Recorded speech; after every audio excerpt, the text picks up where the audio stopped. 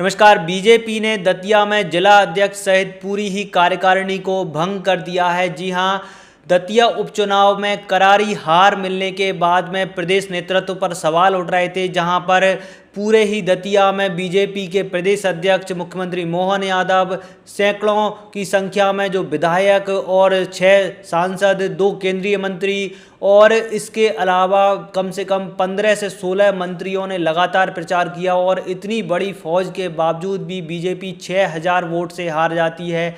और इस पूरी हार को लेकर के आज मंगलवार सीएम आवास पर मंथन किया गया कि आखिर हार के पीछे दोषी कौन है। और कल ही हम बात करें तो प्रदेश अध्यक्ष ने बयान दिया था कि अनुशासनात्मक कार्रवाई की जाएगी, अनुशासन सबसे बड़ा है।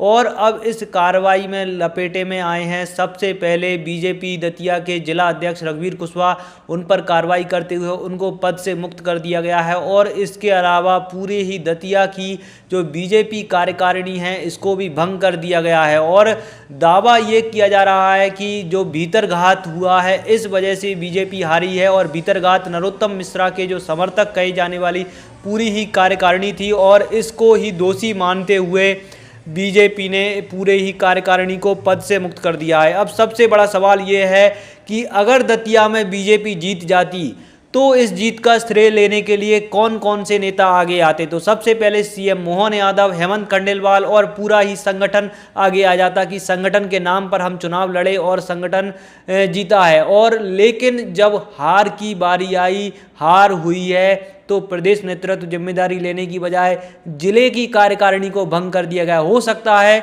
कि जिले की कार्यकारिणी ने भीतरघात किया हो, ये सारी चीज़ें हुई हों, लेकिन जब चुनाव चल रहा था उसी दौरान ये सारे बातों पर एक्शन या ध्यान क्यों नहीं दिया गया। और अगर नरोत्तम मिश्रा ने भीतरघात किया है तो नरोत्तम मिश्रा पर कार्रवाई क्यों नहीं की जा रही है। सबसे बड़ा सवाल तो ये है कि अगर नरोत्तम मिश्रा पर इस तरह के आरोप लग रहे हैं तो उन पर भी क्या बीजेपी कार्रवाई करेगी या फिर सिर्फ जो प्यादे हैं उनको ही शिकार बना लिया जाएगा और असली राजा का कुछ भी नहीं बिगड़ेगा। सबसे बड़ा सवाल यह है। फिलहाल के समय में दतिया बीजेपी में जो कार्रवाई हुई है इस पर हमारी नज़र बनी हुई है और जो भी और अपडेट्स आएंगे वो हम आपको लगातार देते रहेंगे।